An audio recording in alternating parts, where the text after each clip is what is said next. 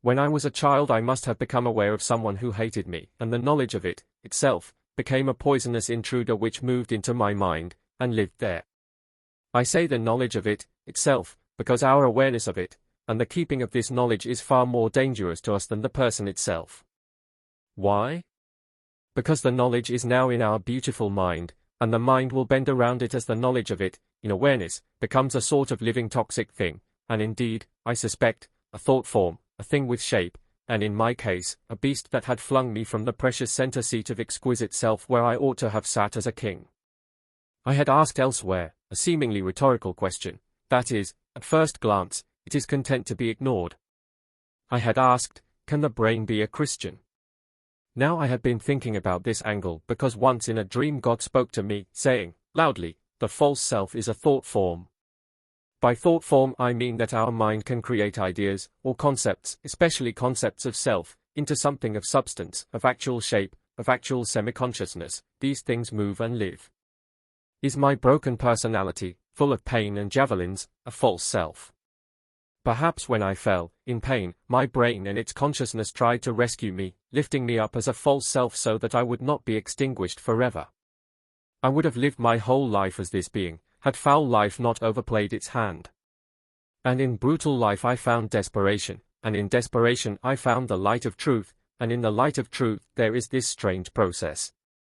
In the book of Hebrews, chapter 4, we find that this light of truth, or word of God, behaves somewhat strangely, at least behave peculiarly, like a sharp sword, and for some reason, this light of truth, can cut through the division of the soul and spirit, of the joints and marrow, and I wonder what is the point of this, and can cut through, or make discernment available of our deep thoughts.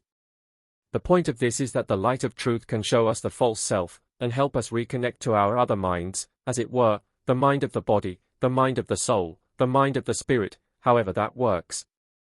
Now the nearest I have come to the mind of the soul, and think, as it were, from there, is the still and lucid moments of self-awareness in the feeling of exquisite self. It is as though I look in my own eyes, and in this moment I forget all things and see all things, which is to say, from this platform I can forget the intruding thought of someone else's hate, that had previously made its nest in me.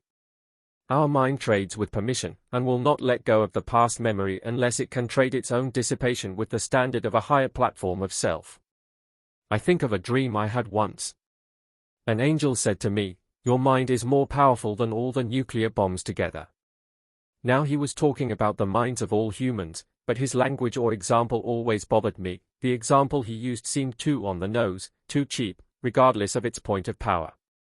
Perhaps there is something here which I don't quite get. So, rather than tolerate the example, I will reconcile it with something inside the brain.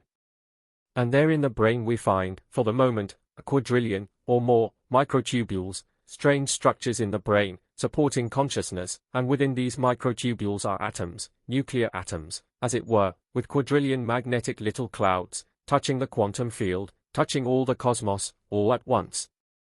Now the problem of all this power is the problem of the false king, which is a thought form, who sits now, only half aware of itself, over the microtubules which touch reality and all the cosmos.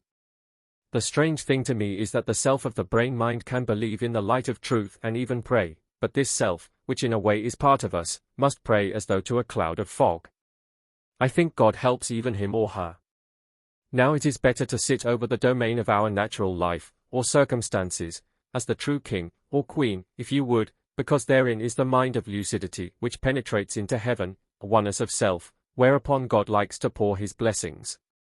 Let us stand in our exquisite self, a sort of mind of the soul, and the mind of the soul helps the mind of the brain, and when these two join we can be effectively over the microtubules, being king of the tubules.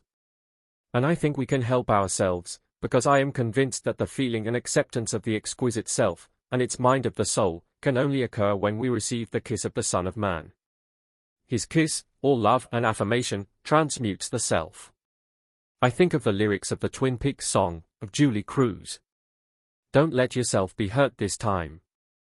Then I saw your face. Then I saw your smile. Are we falling in love? Then your kiss so soft, then your touch so warm. The way to the brain is the way through the heart.